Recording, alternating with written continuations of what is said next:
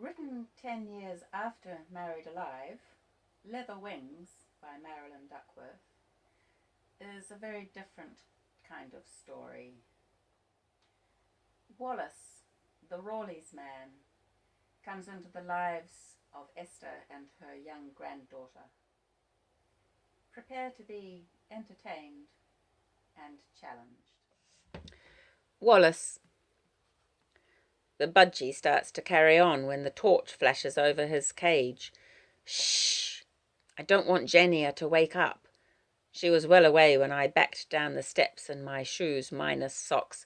She's wearing my socks to keep her little feet cosy. The steps are like stepladder steps, so steep and narrow it's safer to go backwards, holding on. Here at the bottom, I'm plodding around in stuff from the car, but there's still boxes and a case to come inside. What am I doing here? How long can I keep this up? There's this expression, don't hold your breath. I feel like I'm holding my breath, and Jania's breath too. How much breath do we have between us? It's very quiet on the street. I've hardly heard another set of wheels, and nothing passes me while I'm humping the rest of the gear. I have to risk Jania waking up while I'm away getting shot of the car.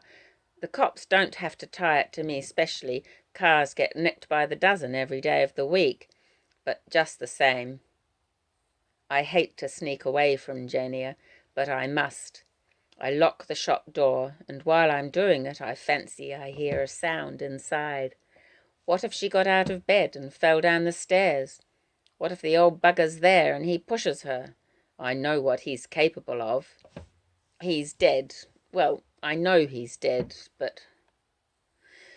I unlock the door again and place the torch on the counter, switched on but shining away from Joey, shining at the steps, just in case she wakes. It's a bit reckless of me. The all-night service station might be closed, and I might get back without any new batteries, to a flat torch. 2 flat torches if you count my father's. Never mind, there's the gas ring, which might run out of gas while I'm away. Talk about a rock and a hard place. The thing is to get moving and back as snappy as possible, before she can miss me.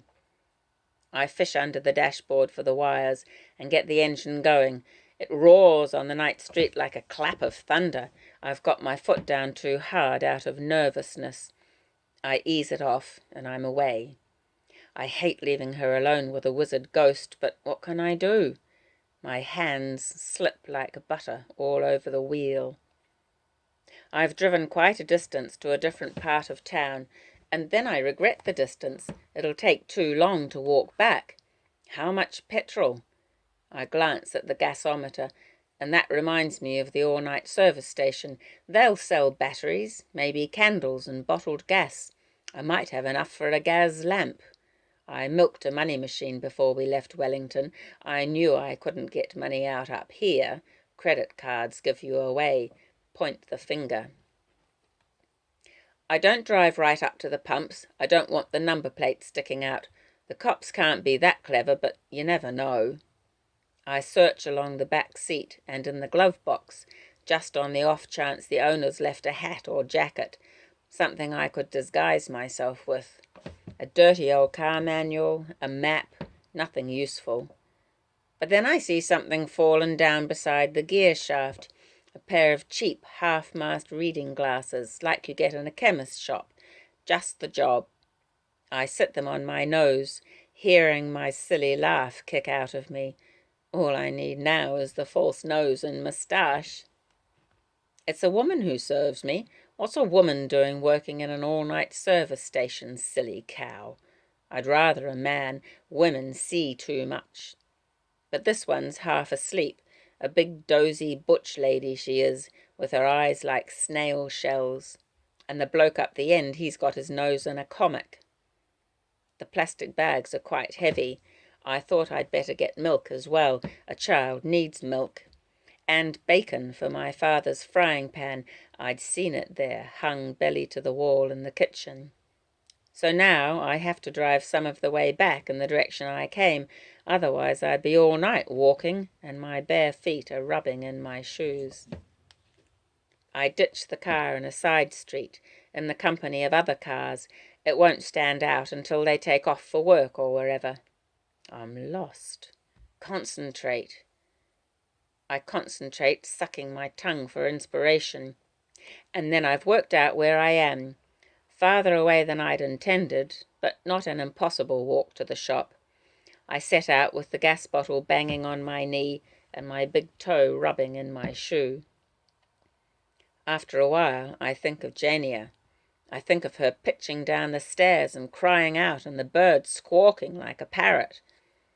I think of my canary dream, and the canary dream is having a fight with a squawking parrot nightmare in my head. I start to run, an awkward sort of run, but no one can see me. I hope. Wallace. I haven't slept very long, and already I'm awake, the light's beginning to pick out shapes in the kitchen. I'd had a feeling tomorrow morning was chasing me on the street, and now it's found me. I can't have had more than an hour's sleep. Jania's eyes are shut, I think. I peer in the mucky light. It's darker by the bed. And in the end I have to get up off my sofa, not a comfortable sofa, and bring my face down close to hers until I can hear her breathe. In, out. Supposing there had been no breath, supposing she had died in the night, anything's possible. But she's breathing. I give a deep sigh. I haven't forgotten about AIDS. HIV is AIDS, isn't it? Or will be. I wish I'd listened to the guff on it while I had the chance. There was this program on TV, but it was so depressing I couldn't stand to watch the whole of it. I'm not afraid of catching it. I don't know why. They say you can't catch it from ordinary daily contact. I do know that. Only from venereal contact. Is my contact with Jania venereal? Venus is love, right? Blood is dangerous, I know, but I shan't let her bleed. If she did, say she fell down the stairs, I'd bandage her carefully, but for her sake, not for me. I don't care, you see. That's the point. I'm lucky because I don't care. I can't imagine what's going to happen next, but I know there's danger, whatever I do. People like me, we have no right to live in the world. But how many ways are there out of it? Jenny is starting to wake now. She can feel me looking at her. People do feel eyes on them. I've felt eyes on me often enough. I ask her if she slept all right, although I know perfectly well she's slept, or she'd have been in a panic when I came back with the supplies from the service station. Is it morning? Just about. I check out the kitchen drawers for utensils, the cupboards for cups and plates, as if this is a holiday motel we've moved into. It's all there, everything we need. There's even some of Mother's bottled fruit. He must have taken it from her pantry years ago. She wouldn't give it to him. Or would she? Some of his books have gone from the wall of shelves behind the empty TV trolley. There are gaps and the piles lean sideways. The fridge has gone, which is a real shame. The milk won't last as long as it should.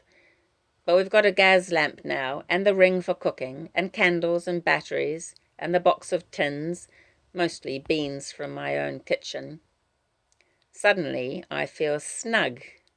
It's the feeling I used to get in the night when I was a kid and reached under the bed for my secret box of favourite things, the torch, playing cards, Enid Blyton, biscuits pinched from Mother's bridge club. I feel this snugness again, and I give her a happy smile. It's working out so far. Are we going to the beach today? We'll see. I'm going to make us some breakfast first. Beans and bacon. I swing the heavy frying pan off the wall. All right? I didn't clean my teeth. It's in my bag. Right. I lower myself onto the stairs. I'll fetch your stuff up. And Joey. Joey will want his breakfast. Wait there, I call. These steps are too steep. You have to remember to hold on, or you could slip. I won't slip. When she comes back from the bathroom, she complains that the water's cold. The hot won't come. Oh dear, I hadn't thought of that.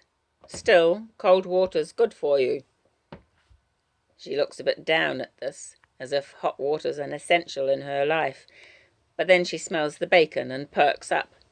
I try to keep her happy, because I know I'm going to have to disappoint her again about the beach. Why does she want to go to some old beach in my made-up family? What's so great about a woman and a 9-year-old girl? I've lied about these two so convincingly, I nearly believe them myself. I've made Sharon Janice into an older version of Jania, but we don't need another Jania here, and we certainly don't need some slut of a wife, some slut of a mother fouling things up. I say, I'm afraid we can't go to the beach today. Not today. I just looked out of the window and... Her round eyes fix on me, waiting. Is she expecting a hurricane, a tidal wave, or what? Someone seems to have stolen our car. It's gone. Our car? She echoes. And I like the our. It has a friendly ring to it. Yes, our car. I say it again, sucking on the our. Gone, some cheeky car thief. Have you phoned the policeman? You have to phone the police. There's not much chance of getting it back in a hurry. They're too busy with other things down at the police station. Besides, there's no phone here. But we're all right, aren't we? They'll come here, Janice and her mum. They'll come looking when we don't turn up. All we have to do is sit tight. She's got the Land Rover, my wife has. You'll like the Land Rover. Jania folds her hands in her lap. I think I'd like to go home. No? Yes, please. We could walk to the train station. I think I hear a bit of a shake in her voice. We could. Don't you want to go on holiday then? I'm fighting a shake in my own voice. It's important she doesn't hear this. Well, there's a whole lot of stuff downstairs you might like to play with. Clocks and toys. Of course, I don't know if there's anything left in the workroom at all. They used to be my toys, but I wasn't allowed to play with them. Why not? She sees the silliness of this right away. My father made them for me, but he said I didn't deserve them. I was too stupid and too naughty. Were you really naughty? Not really naughty, but I was naughty enough. You know how grown-ups can be. My voice gets stronger because she's sounding like herself again. Did you chuck your dinner? I can't remember. I might have. And run away? Oh, yes, I ran away. I'm naughty, but I'm allowed to play with my toys. You should have made up your own toys. I make things up. I made up a whole city. I've got some of it in my bag. Do you want to see? There's a Rawleys man too. I told you, he's a peg, really, a green peg, but I stuck this face on him, a paper face. I pat my own face, laughing at her, crinkling up my paper skin, which needs a shave. I'm her Rawleys man. She has me zipped up in her green bag. Jania, Jania. Slow down. Start again. What sort of person is Esther Ackersley? She needs to know this before the next thing begins to happen. When a person confronts death, she is forced to confront the whole of her life. A terminally ill patient comes first to denial, then to negotiation, then to a resignation, which can be perversely exhilarating. Memory begins to rise up about her like a sea of porpoises, quacking and resonating, white noise billowing in a cathedral of sky. Esther isn't dying, or should she consider this? No, she is too much a coward. But confronting the terror of what could be happening to Jania slams Esther up against her own life in just this way. Forced up close to her own imperfect reflection, she looks with dismay. Go on, look. What do you see? Events could right now be sluicing what is left of normality out of Jania's life. What events? No, don't look. At Jania's age, she remembers planning a family of 6 children, at least 6. For variety, she gave them different colours.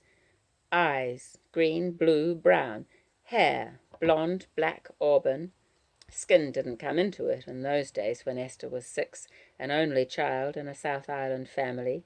It hadn't occurred to her either that she would need fathers for these children. The fantasy was outrageous, but no more outrageous than the adolescent fantasies she told her pillow later, fantasies her pillow has slyly given her back for her Mills and Boone attempt. She gave birth to only 1 child, in fact, reluctantly, and has been punished for her reluctance, firstly by Prue's departure to live in Canada, then by her death, and then by the unwanted gift of Jania on indefinite loan. The next punishment is about to be imposed, but the sentence isn't clear. The judge's decision has been deferred. The love story that was to be Esther's life is nearly as silly as her fiction. Sillier. She has been working on both with secret conviction, like a guilty Christian in an atheist household. A belief in happy ever after is a necessary part of the prescription for becoming a romance writer. The Mills and Boone instruction tape she played secretly on her cassette player told her this. Sink yourself into your heroine's personality. Fall in love with your hero. The pep talk had concluded, They made it, so can you. Except she can't. While she waits for Rex to be discharged from the hospital, she rereads some of her typescript, just as she has begun to reread her life, and it makes her want to throw up. Her throat is squeezed by a constriction of self-loathing. She feeds the unfinished novel page by page into the incinerator, and as the flame eats it, the sentences curl disdainfully back at her. They mock her relationship with Donald, her modern unsentimental arrangement. What else has driven her soppy novel, if not Donald? Of course she was writing of him, a transfigured Donald, and she recognizes this with a belated disgust. Perhaps she was also writing of Rex, the young, hopeful, heart-sound Rex who played table tennis with his trousers slipping at half-mast. She watches the last page falter and crack into dust particles. Begin again. Women acquaintances from the reading group telephone now and sympathize with what she must be going through.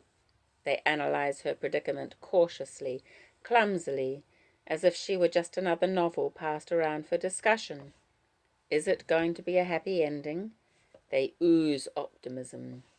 We're here if you need us. Why ever would she need them? She doesn't know how to make use of friends. She has never been a friend, not a proper friend. More self-disgust. On the laundry shelf, a Rawley's product shouts at her, Willpower! The name had appealed to her because she had always had so little of it. Can it wash the shame out of her knickers? The thing is that Jania packed her bag, her toothbrush and paste, her dolls, her cushion. She was following a deliberate plan, running away from home again and more efficiently than ever before. Why? Well, obviously because she knows she is unnecessary. She knows Esther is distracted and irritable, and, You don't like Daddy? She was upset because her father wasn't coming over as he'd promised he would. Of course, she must love her father. But Esther remembers the bleak little girl in the hospital bed in Canada one evening when Martin had had to take his early leave of her. Wave to Daddy, Esther had reminded her, and You didn't wave to Daddy. Coldly, the 4-year-old had told her, That's all right, Daddy doesn't wave. And it was true.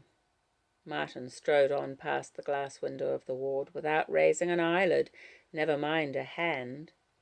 And Esther had thought her own family undemonstrative.